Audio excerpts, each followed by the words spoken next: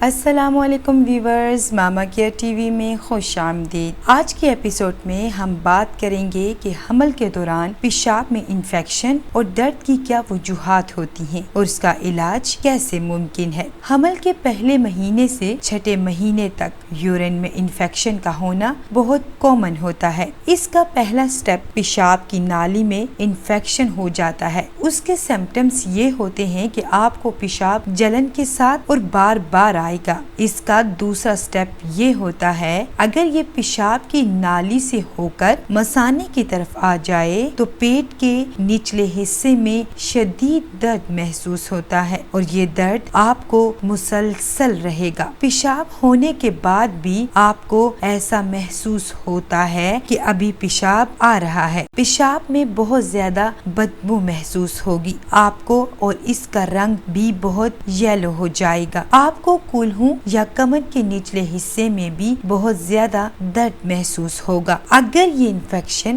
بہت زیادہ بڑھ جائے اور کڈنیز کی طرف چلا جائے تو آپ کو بخار یا پھر نوزیا ہو سکتا ہے۔ اس انفیکشن کی شدت سے آپ کو یورین میں خون یا ریشہ بھی ہو سکتا ہے۔ اب بات کر لیتے ہیں کہ یہ انفیکشن ہونے کی کیا وجوہات ہو سکتی ہیں۔ ایک حاملہ عورت کو دوسروں کی نسبت زیادہ جلدی انفیکشن ہو سکتا ہے کیونکہ دوسروں کی نسبت اس کی باڈی میں قوت مدافعت کم ہوتی ہے۔ اگر آپ پیشاب مکمل خارج نہ کریں اور کچھ پیشاب آپ کے مثانے میں باقی رہ جائے تو اس پیشاب میں انفیکشن ہو جاتا ہے۔ حمل کے دوران ایسے ہارمونز ہوتے ہیں جو پیشاب کے ذریعے مثانے میں چلے جاتے ہیں جس کی وجہ سے انفیکشن ہو سکتا ہے۔ اگر پریگنینسی میں صحت بخش غذا نہ لی جائے تو ڈی ہائیڈریشن ہو جاتی ہے اور خون گاڑھا ہونے کی وجہ سے اور مثانہ پراپر واش نہ ہونے کی وجہ سے بھی انفیکشن ہو جاتا ہے۔ اب بات کر لیتے ہیں کہ اسے کنٹرول کیسے کیا جائے، اس کا علاج کیسے ممکن ہو سکتا ہے۔ پانی زیادہ سے زیادہ استعمال کریں۔ اپنے کھانوں میں پھل اور سبزیاں لازمی استعمال کریں۔ تیز مسالے والی اشیاء بالکل بھی استعمال نہ کریں۔ جنک فوڈ کا استعمال بھی بند کر دیں۔ فریش جوس زیادہ سے زیادہ پئیں۔ جب پیشاب کریں تو کوشش کریں کہ مثانہ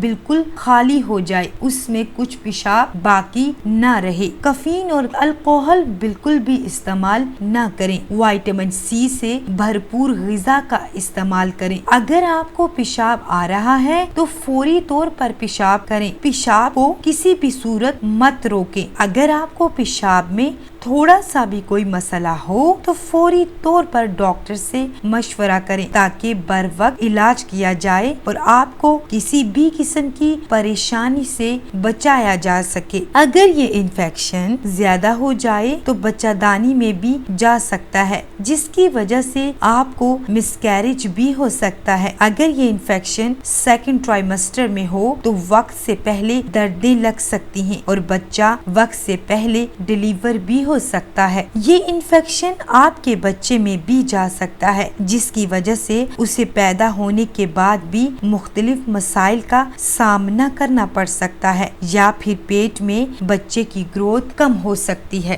حمل کے دوران پیشاب میں انفیکشن یا پھر درد کا ہونا یہ ایک اہم مسئلہ ہے۔ اگر آپ کو اپنے اندر ایسی کوئی بھی علامات ظاہر ہوں جو ہم نے آپ کو اس ویڈیو میں بتائی ہیں تو آپ فوری طور پر اپنی ڈاکٹر کے پاس جائیں تاکہ بر وقت آپ کا علاج کیا جا سکے تاکہ آپ کو اور آپ کے بچے کو کوئی نقصان نہ ہو۔ امید ہے آپ کو ہماری آج کی یہ انفارمیشن بہت پسند آئی ہوگی۔ پلیز ہمارے چینل کو سبسکرائب کر دیں اور ہماری ویڈیو کو لائک کر دیں۔ Thank you. اللہ